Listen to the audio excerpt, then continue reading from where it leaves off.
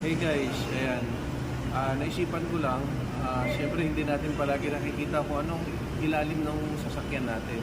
First time kong makita yung ilalim ng espresso, Suzuki Espresso. So tignan natin, After 2 years.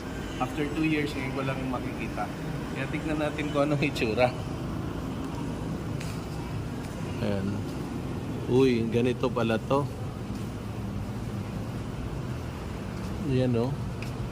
So may tangke doon.